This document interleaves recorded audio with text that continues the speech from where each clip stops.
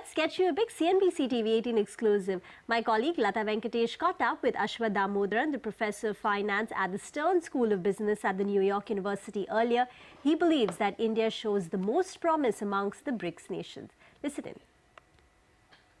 I think the real core of the story is what happens to T-bond rates. If you look at what's happened between November 8th and today, I think on November 8th, the T-bond rate was 1.8%. Today it's about 2.5%. That's a 70.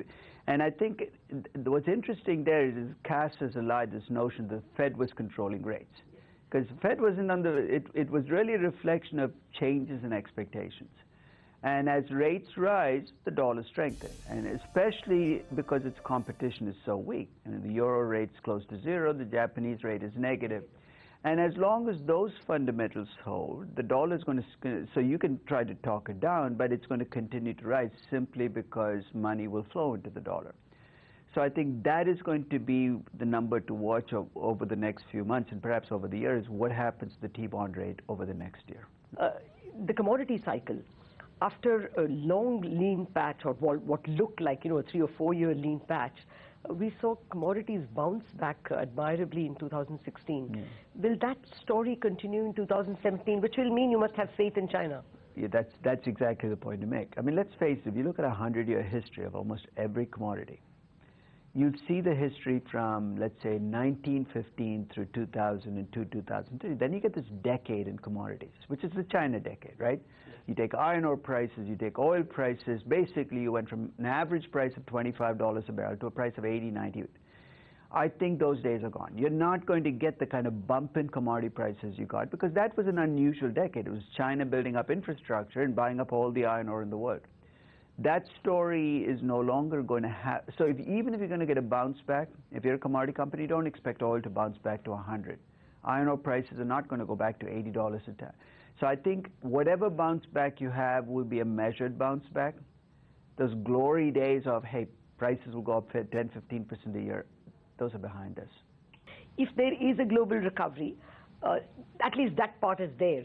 What about the India growth story? Is that convincing you? I think that it's not so much a global recovery story, but I think there's a shift. For a decade, we've been caught almost in this low interest rate, low growth, almost deflationary environment in developed markets. I think this might be the year where we see a break. And this year will be a test of what will markets do, because we've become so used in valuation now to 2% rates in the US dollar and 0% rates in the euro, that I think we've forgotten what it even means to actually value companies in a more normal, because if somebody's joined a valuation practice in 2008, 2009, they've never valued a company with a 6% risk-free rate in US dollars. I don't even know whether they can take the shock to their system, because so much of what we do has kind of been shifted by what's happened in the last decade. So I think that global growth will be under stress, partly because you're going to have a couple of elections in Europe. You're going to start to see things play out there. But I think that India will come out of that, I think, much more healthy than many of the developed markets are. So I think on a relative basis, and that's all we can talk about, India looks good. I mean, think of the BRIC, right? It's in fact, I think, the healthiest of the BRIC countries left, because Brazil is a fiasco. Russia is, of course, always Russia.